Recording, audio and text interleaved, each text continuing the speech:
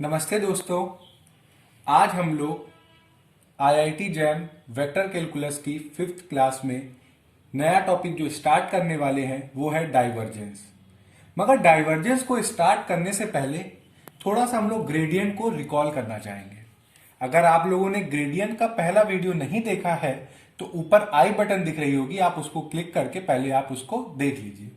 तभी आपको मैं शॉर्ट में ग्रेडियंट को रिकॉल करा देता हूं कि हम लोगों ने देखा था कि अगर कोई स्केलर पॉइंट फंक्शन है एफ, क्या है? Scalar point function. ठीक है, स्केलर पॉइंट फंक्शन। अब स्केलर पॉइंट फंक्शन क्या होता है बच्चों? कि वो फंक्शन जिसमें और सिर्फ मैग्नीट्यूड हो, डायरेक्शन ना हो। तो उसका क्या हम लोग निकालते थे? ग्रेडियंट। ग्रेडियंट करते थे। वो क्या होता था? Del F. तो पूरे होल को हम लोग क्या बोलते थे? ग्रेडियंट। ये हम लोगों ने पढ़ा था। फिर ग्रेडियंट में हम लोगों ने एक चीज और पढ़ी थी कि जो ग्रेडियंट हमारा रिप्रेजेंट क्या करता है, वो एक हमारा नॉर्मल वेक्टर रिप्रेजेंट करता है। नॉर्मल वेक्टर रिप्रेजेंट करता है, यानी कि अगर कोई स्केलर पॉइंट फंक्शन होता है उसके साथ डेल एफ हमारा ग्रेडियंट होता है, यानी कि ग्रेडियंट हमेशा स्केलर पॉइंट फंक्शन का निकलता है। और ग्रेडियंट एक वेक्टर होता है जिसमें डायरेक्शंस होती हैं और मैग्नीट्यूड होता है। और वो क्या होता है? ज्योमेट्रिकल इंटरप्रिटेशन देखा हम लोगों ने कि एक नॉर्मल वेक्टर। अब बात करते हैं हम लोग आज डाइवर्जेंस पे। डाइवर्जेंस में अब हम लोग बात करने वाले हैं कि पहले की डाइवर्जेंस होता क्या है, फिर इसको निकालना सीखेंगे। अगर एफ कोई डिफरेंशिएबल, क्या है? डिफरेंशिएबल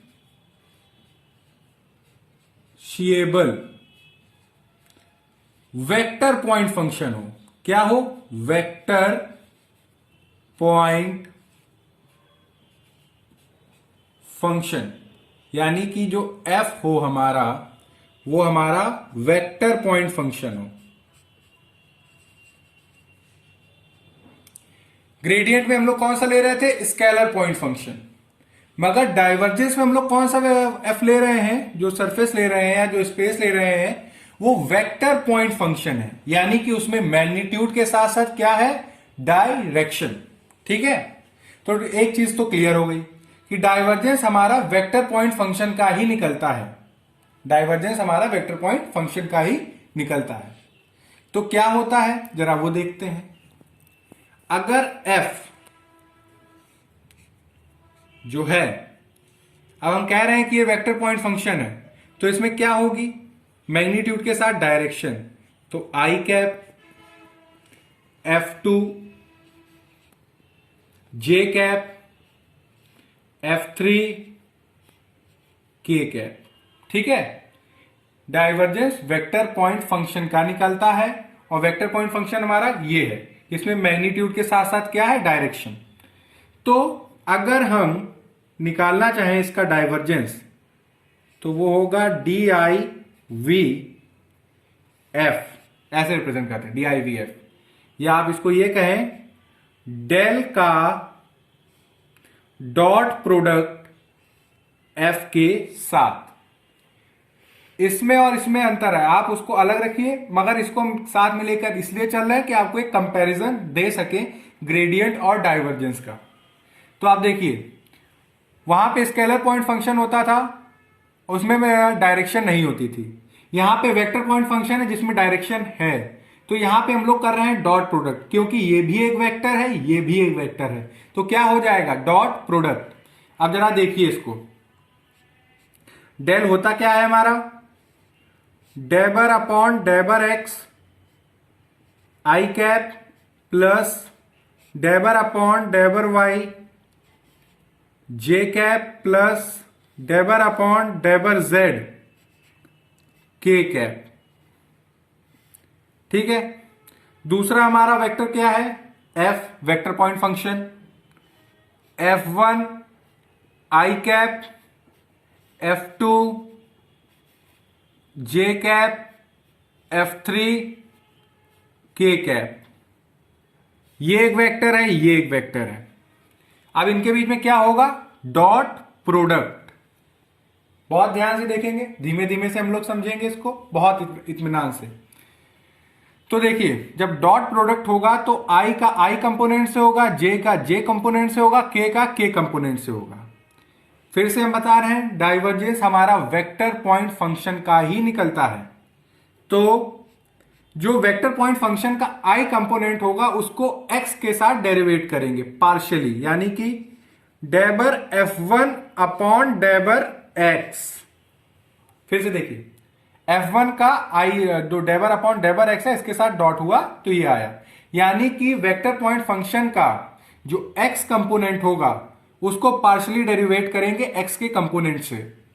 उसी प्रकार जो वेक्टर पॉइंट फंक्शन का जे कंपोनेंट होगा यानी कि वाई कंपोनेंट, उसको वाई के पार्शियली डेरिवेट करेंगे, डेबर F2 अपॉन डेबर वाई। और इसी प्रकार डेबर F3 अपॉन डेबर जेड। अब आप खुद देखिए, डाइवर्जेंस हम वेक्टर पॉइंट फंक्शन का निकालते हैं जिसकी डायरेक्शन होती है, और डाइवर्जेंस निकल के क्या आया है, एक मैग्नीट्यूड जिसमें कोई डायरेक्शन नहीं होती है, ना इसमें आई है, ना जे है, ना के है। अभी हम लोग प्रैक्टिस करेंगे तो आपको ये चीज समझ में आ जाएगी कि कैसे हम लोग करेंगे। तो जो हमारा डाइवर्जेंस है वो है डेल डॉट एफ, और वो निकल के क्या आया, एक स्केलर क्वांटिटी। ग्रेडियंट को मेरा यहां पे लिखने का मेन ऑब्जेक्टिव यही है कि आपको मैं कंपैरिजन दे सकूं ग्रेडियंट और डाइवर्जेंस के बीच में। ग्रेडियंट में क्या कर रहे थे, स्केलर पॉइंट फंक्शन ले रहे थे तो हमें वेक्टर मिल रहा था। डाइवर्जेंस में हम लोग वेक्टर ले रहे हैं तो हमें स्केलर मिल रहा है। तो क्या आपको 3 पॉइंट लिखने हैं या जो इंपॉर्टेंट है, जो आपको दिमाग में रखने हैं, वो पहला ये कि डाइवर्जेंस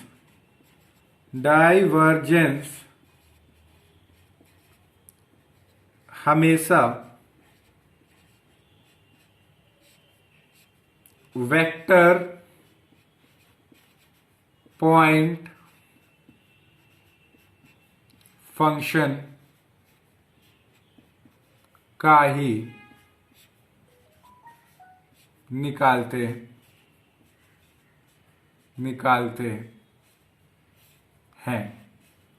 यह सबसे इंपॉर्टेंट पॉइंट है कि डाइवर्जेंस हमेशा वेक्टर पॉइंट फंक्शन का ही निकालते हैं। ये दिमाग में रखिएगा, डाइवर्जेंस कभी भी स्केलर पॉइंट फंक्शन का नहीं निकालते हैं, वेक्टर पॉइंट फंक्शन का ही निकालते हैं। दूसरा पॉइंट, डाइवर्जेंस जो डेल एफ होता है, डेल डॉट एफ, यानी कि that is div dot F, ये एक स्केलर क्वांटिटी को रिप्रेजेंट करता है, रिप्रेजेंट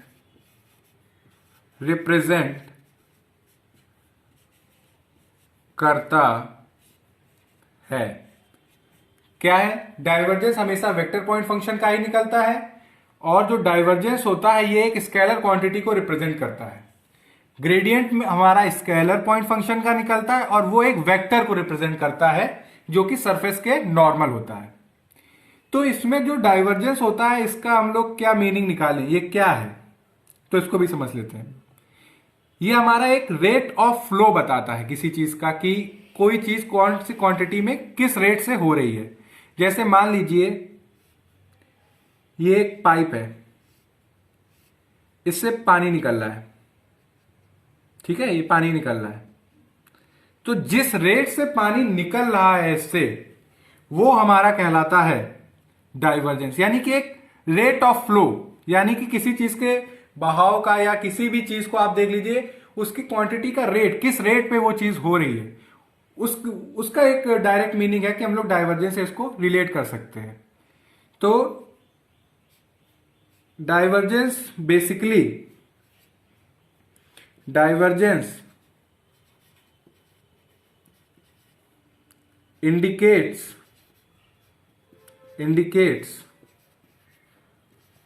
आ फ्लो रेट, यानी कि किसी भी चीज का बहाव का रेट, किस बहाव से वो बह रही है, उसको कहेंगे हम लोग फ्लो रेट।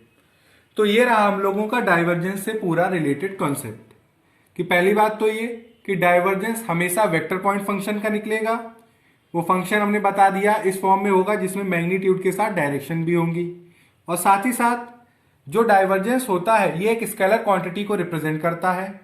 इसका अगर आप मीनिंग पे जाएं तो ये बेसिकली एक रेट ऑफ फ्लो बताता है किसी चीज का, कि किस रेट पे वो चीज चल रही है। वैसे इसका यूज नहीं है, बस आपके दिमाग में रहना चाहिए कि जैसे कि ग्रेडियंट हमारा बताता है कि एक नॉर्मल वेक्टर, तो उसी मीनिंग से मैंने आपको ये बताया। अब चलिए हम लोग डाइवर्जेंस से रिलेटेड कुछ प्रॉब्लम्स करेंगे, जिससे आपको ये समझ में आएगा कि हम लोगों को कैसे डाइवर्जेंस निकालना है। Find divergence F where first और सेकेंड। अब फंक्शन हम जरा देख लेते हैं, फिर आपको बताते हैं कि कौन कौन से के हम लोग फंक्शन के डाइवर्जेंस निकालने वाले हैं। तो पहला हम लोगों का फंक्शन है x y z i component plus 3x² y j cap plus x(z)² minus y² z k cap. एक इसका हमें निकालना है डाइवर्जेंस, और जो दूसरा है वो है f is equal to 2x² z I cap minus xy² z j cap plus 3y² x k cap. ये दिए हुए हैं हमारे पास, दो फंक्शन दिए हुए हैं, इनका मुझे डाइवर्जेंस निकालना है। तो पहला वाला फंक्शन लेते हैं हम लोग, डाइवर्जेंस एफ। अब हम लोग डेल डॉट एफ है, ये ग्रेडियंट में डेल एफ लिखते थे, यहां पे डॉट है, इस पे ध्यान दीजिएगा ये, ठीक है। तो आप लोगों ने, अब इसको हम आपको फॉर्मूले से रिलेटेड बताते हैं। यहां पे एफ है हमारा del dot x y z i cap plus 3x² y j cap plus x(z)² minus y² z k cap, ठीक है। ये हमारा वेक्टर पॉइंट फंक्शन दिया हुआ है। तो क्या करते हैं हम लोग, अगर डाइवर्जेंस निकालना है तो जो वेक्टर पॉइंट फंक्शन का x कंपोनेंट होगा उसका x के साथ पार्शियली डेरिवेट करेंगे, जो y कंपोनेंट होगा उसका y के साथ पार्शियली डेरिवेट करेंगे, और जो k के साथ होगा उसका k के साथ पार्शियली डेरिवेट करेंगे। तो यहां पर डेबर x y z प्लस डेबर y 3x² y प्लस डेबर z x(z)² minus y² z, ये रहा, ठीक है। क्या हमने बताया कि जो भी वेक्टर पॉइंट फंक्शन होगा उसका x कंपोनेंट x के साथ पार्शियली डेरिवेट होगा, y का y के साथ और z का z के साथ। कैसा? Partially derivative. तो देखिए इसको हम लोग पार्शियली डेरिवेट करेंगे तो x हमारा yz एज अ कांस्टेंट रहेगा, और x को हम लोग जब पार्शियली डेरिवेट करेंगे तो आएगा yz। उसी प्रकार 3x² एक कांस्टेंट होगा, ये y है तो ये हुआ 3x²। उसी प्रकार यहां पे आ जाए तो x कांस्टेंट होगा, z² है तो आएगा 2z, तो ये हुआ 2zx। यहां पे y² एज अ कांस्टेंट है तो माइनस y², और ये देखिए कि स्केलर क्वांटिटी आ गई। क्या निकाला हम लोगों ने? डाइवर्जेंस, ठीक। तो ये हो गया हम लोगों का आंसर, ये हम लोगों का आंसर आ गया। अब दूसरा क्वेश्चन हम लोग करेंगे, ठीक है। आप समझ रहे होंगे कि कैसे करना है इसको। डेल डॉट एफ, फिर से डेबर अपॉन डेबर एक्स आई कैप डेबर अपॉन डेबर वाई जे कैप डेबर अपॉन डेबर जेड अपॉन के कैप। मगर ये तो हम लोग यहाँ पे कर रहे हैं, मगर जब आप एग्जाम में करेंगे तो आपकी इतनी प्रैक्टिस होनी चाहिए कि आप डायरेक्ट कर पाए, क्योंकि उसमें टाइम आपको वेस्ट नहीं करना है। प्रॉपर टाइम पे जल्द से जल्द हम लोगों को सही आंसर निकालना है विथ फुल एक्यूरेसी। तो इसके लिए ये क्या है कि ये तो मैं आपको यहाँ पे समझाने के लिए कर रहा हूं, वैसे आप इसको डायरेक्ट करेंगे। बस प्रैक्टिस करिए, नंबर ऑफ क्वेश्चन जितने आप प्रैक्टिस करेंगे उतने ज्यादा आप परफेक्ट होते जाएंगे। तो करना क्या है, इसको एक्स के साथ करेंगे, 2z हमारा कांस्टेंट होगा, बाहर आ जाएगा, तो ये हो गया 4xz। अब हम डायरेक्ट कर रहे हैं बच्चों, -2xyz। और यहां पे देखिए अगर आप के कंपोनेंट, तो इसमें z का कोई वेरिएबल नहीं है, तो जब पार्शियली डेरिवेट करेंगे तो ये एज अ कांस्टेंट है, तो ये हो जाएगा 0। आपको पार्शियली डेरिवेशन आता होगा, आई थिंक मैं ये समझ के चल रहा हूं कि आपको आता है। अगर आपको पार्शियली डेरिवेटिव निकालने में कोई प्रॉब्लम है तो आप कमेंट सेक्शन में आप मुझे लिख के बताइएगा, तो मैं आपको पार्शियली डेरिवेटिव कैसे लेते करते हैं वो आपको सिखा दूंगा। तो 4xz -2xyz, ये आ गया हमारा डाइवर्जेंस। इन दो एग्जाम्पल से हम लोग एक चीज तो सीख गए कि डाइवर्जेंस निकालना कैसे है, और डाइवर्जेंस होता क्या है ये भी सीख गए। अब मैं आपको थोड़ा सा और डाइवर्जेंस से रिलेटेड बातें बताऊंगा, मगर बोर्ड छोटा है इसलिए मैं आपको रब करके फिर से बताता हूं। ओके, तो अब हम लोग डाइवर्जेंस में एक छोटा सा टॉपिक और इंट्रोड्यूस कर रहे हैं, वो है सोलेनॉइडल वेक्टर। कि सोलेनॉइडल वेक्टर हम किसे कहते हैं, जरा आप इसको समझिए। डाइवर्जेंस निकालना हम लोग सीख गए, ठीक है। अगर कोई वेक्टर पॉइंट फंक्शन दिया हो f, उसका हमने डाइवर्जेंस निकाला, ठीक। अगर वो 0 आ जाता है, यानी कि अगर ऐसा हमारा फंक्शन है, ऐसा वेक्टर पॉइंट फंक्शन है कि उसका जब हम भी डाइवर्जेंस निकाल रहे हैं तो वो 0 आ रहा है, तो ऐसे फंक्शंस को हम लोग बोलते हैं, ये स्पेशल फंक्शन हो गया हमारा। और वो ऐसे फंक्शन को हम लोग बोलते हैं सोलेनॉइडल वेक्टर। यानी कि अगर किसी भी फंक्शन का डाइवर्जेंस निकाला और वो 0 आ जाए तो वो फंक्शन हमारे कहलाएंगे, उस वेक्टर को हम लोग बोलेंगे solenoidal vector. Then f is solenoidal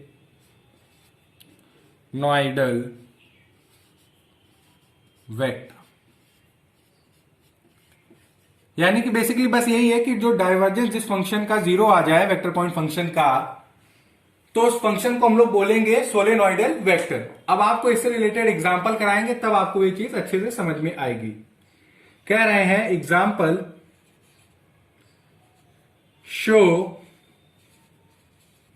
that the vector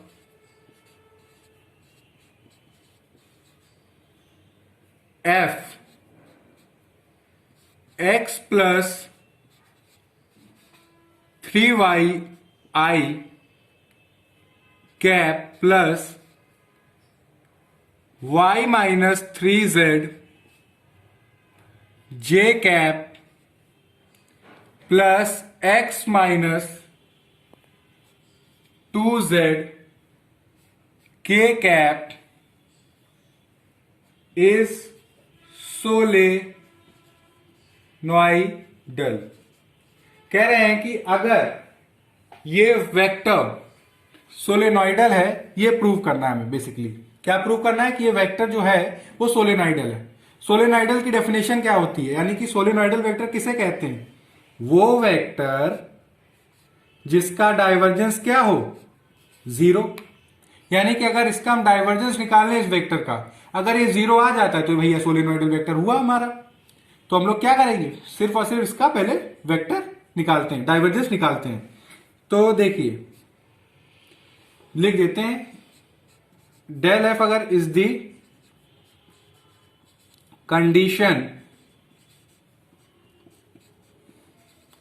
the condition for solenoidal, यानी कि किसी भी वेक्टर को अगर क्या होना है, सोलेनोइडल वेक्टर होना है, तो उसका डाइवर्जेंस क्या आना चाहिए, 0। ये हमारी कंडीशन है, ठीक है।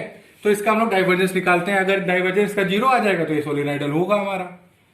तो डेल डॉट एफ, एक बार फिर से हम लोग डाइवर्जेंस निकाल रहे हैं।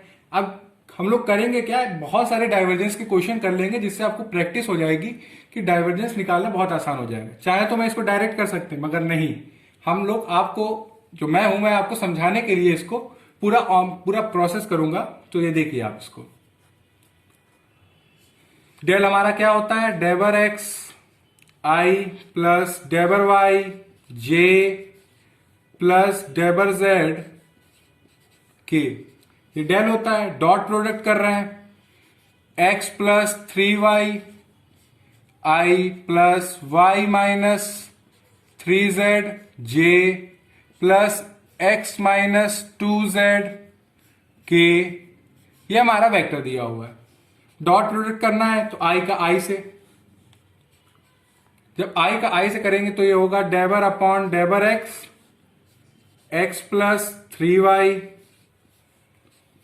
डेबर अपॉन डेबर y, y minus 3z plus डेबर अपॉन डेबर जेड, एक्स माइनस 2z, ठीक है।